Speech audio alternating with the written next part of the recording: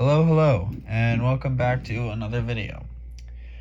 Now, in this one, I've actually decided to try my hand at taking down Goju Center's Indominus Rex 2.0.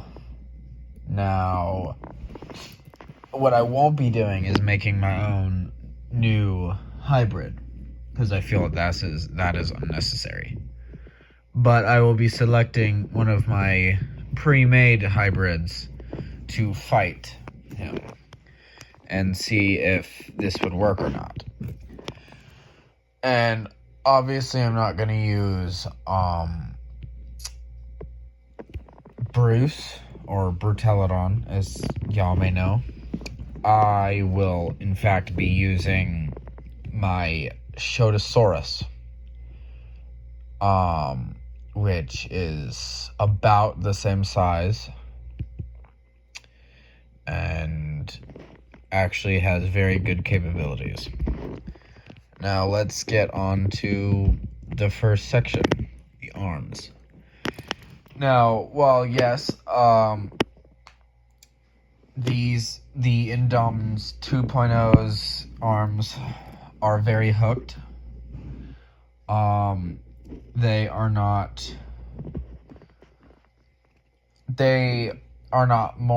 more so built for gripping and small bit slicing sauropods.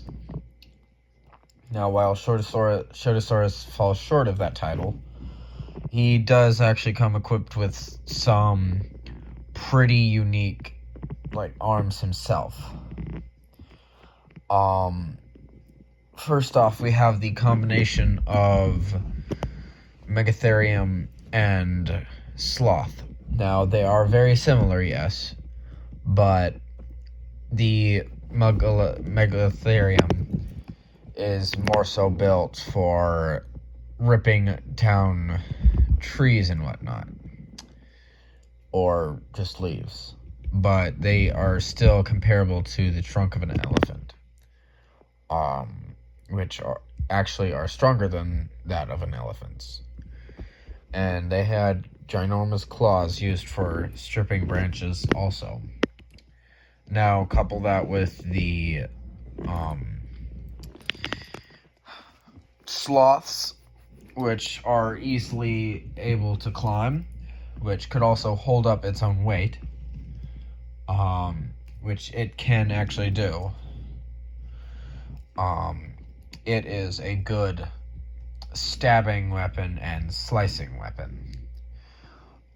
This coupled with the shoulder bones of the bonobo, it is actually quite decent at tearing things apart, which is very good, considering the fact that Indom 2.0 is actually a very, very good enemy, which is why a hybrid maker are testing their power on this one. And another feature that the arms are used for Shotosaurus are actually its usage of its front arms as legs. Now, when I say this, I mean it is able to basically use stability of itself. So when it swings its tail or head, it will inevitably not get off balance, but in fact do very well. Now, this is good with the hunched posture because the arms are closer to the ground. But also, these are also good because while being close to the ground, they could also topple the Indom 2.0, which would be very wonderful, seeing as how he could easily reach for the bigger Indom, and with its might, could easily topple over the dreaded monster. Now, this would automatically be wraps for Indum 2.0, as the Shotosaurus could easily just impale with either its shoulder spikes or its horns. Which brings me into the next portion, the skull. Now, the skulls are very different. One is more so built for the biting. The other is built for more herbivorous actions and defenses, such as a Triceratops. Now, as I mentioned in the previous one, the Shotosaurus skull has been reinforced with buffalo genes. And seeing how this works in real life, I feel the impact force, even if a Shotosaurus did not lost all of his horns, he could still do tremendous blunt force damage to the Indom. Now, my Shotosaurus actually has horns, which could absolutely spell doom for an unsuspecting Indominus 2.0. And the Indom 2.0, of course, can bite onto the Shotosaurus's frill. However, it would be a lot more difficult than any other creature because of my next section, defenses. Now, sure, the Indom 2.0 definitely has the armor, but we do have to take into consideration the fact that Shotosaurus is the most defensive herbivore ever. Well, I'd say that out of hopeful confidence, because I do not like being wrong, as I would assume most of you don't. Now, he does have the stuff to impale things, because this creature is almost impossible to flank. If you come in at the sides, he could just turn and have you impale yourself on his spikes. Try to do a head-on encounter and risk the damage of the horns, or try to go at him from behind, which is a bad idea because of the thagomizers on the tail. Now, why I put the thagomizers on the tail instead of club is because it's a lot better to be able to grapple, to basically have a hold onto a creature, than to bash it around and not have a complete understanding of if it is still alive or not, because bashing is a lot riskier against a smarter opponent, which could easily fake die, which then the other not as intelligent but still intelligent Shotosaurus would probably go up to, try to check if it's alive, and then that's when a bite to the neck would easily rip it apart. But since he has a thagomizer, it would be a lot harder to not writhe in pain after a thagomizer to the face or any other body part. Which then, with a little more force, he could throw him to the ground and then quickly turn, which is another perk from the bonobo, not just intelligence. And why this is good is because their turn radius is very quick. And this could also help because while the Indom 2.0 is distracted by the pain of the thagomizers in it, it would also be a matter of, it trying not to get stabbed to death. Should have named it Shankosaurus. Shotosaurus. Sorry. Where was I? Dagomizers, right. Or no, turn radius. Because then it could easily turn around and then quickly stab at the nearest open spot. Now, sure, the Indom 2.0 might see this and grab a hold of the horns. Again, that's where the arms come in. Could easily stab at the hands, which would then have the Indom let go and then finish the kill blow.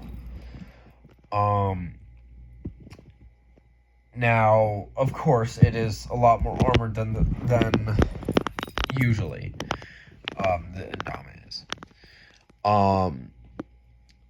And this might be a big problem if it was anything other than an 8 foot long spike on the shoulders, coupled with 4 foot long spikes or horns on the head, backed up by the durability of the durability of both Triceratops skulls and buffalo skulls, which both use their heads to attack. Which would be a lot harder for any predator to break the horns off of.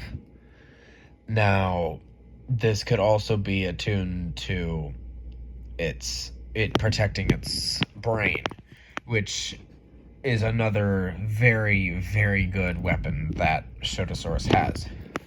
Because A, it can easily find out any weak points on the creature. B, it could see how it behaves and how it attacks. Whereas, the Indom could also do the same, except there is no bailout such as a metal pole to finish the fight on. Sorry, coaching center. This is survival of the fittest, not survival of who has the biggest pole. Now, I know what y'all are saying, but you're not really taking in the unique abilities of the Indom. While that may sound true, it is not, because I have thought way too much on this. How Shotosaurus would win, which then I am about to give a rating on the likelihood of him winning on. Now, before I get into the results, I will encourage you to like and subscribe, and you know what? Comment what if you agree, heck, even if you disagree, and see what else I should do next. Now, how I see Shotosaurus winning about 6 out of 10 times. Now, this is a really close fight, but if I had made a bigger one, say, like, if I had mixed in any sauropod, now, that could easily rectify it. Except I don't really want to be boring and unrealistic. Now, sauropods do sound cool. They don't exactly have the correct weapons I want in this particular hybrid. I.e., crushing blows or tail whips. Now, while a whipping tail would be good with Dagomizers, this is not what I'm going for when it comes to a more so base defense.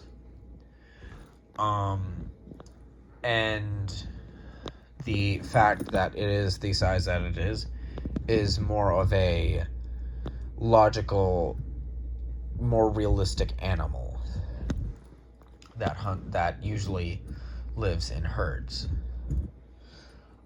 Well, it would now, in Dom 2.0, if confronted with a herd of Shotosaurus, would be absolutely decimated.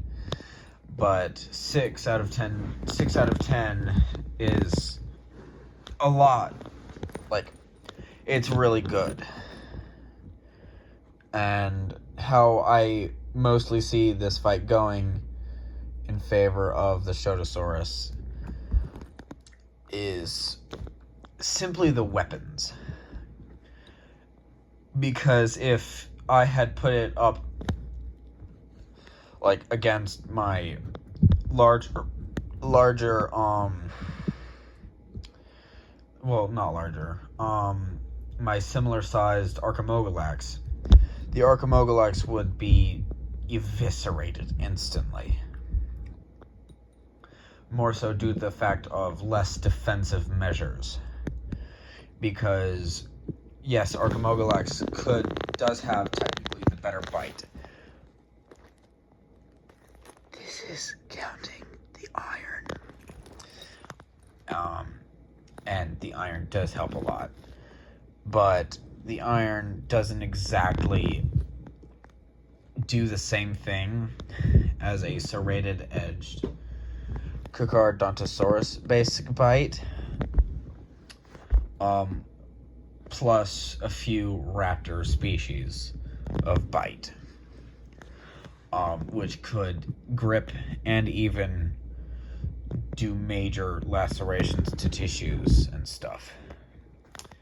Now, while the bite does go to Archimogalax, it would still lose most of the time. Whereas, because he is the second largest creature, he is the second largest carnivore in my species chain, and the largest one mainly has good relationships with Archimogalax. So they do not know how to handle a bigger hybrid or monster thing. Now, however, the Shotosaurus mainly has to deal with things like Archimogalax, like mountain dwellers, forest dwellers, which are just better Archimogalax, and even Brutalodon. Now, a more so similar sized creature to the Archimogalax, such as the Indom, it knows how to defeat it. In fact, it mainly is similar to the Indom in many a way, which is already in this highly intelligent creature's reservoir of battle experience.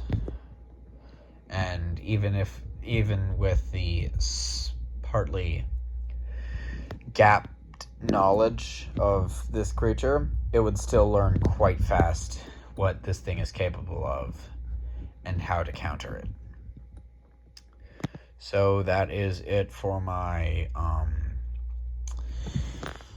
rant about how I would tackle the Indo 2.0, and I will catch you on the flip side. Bye.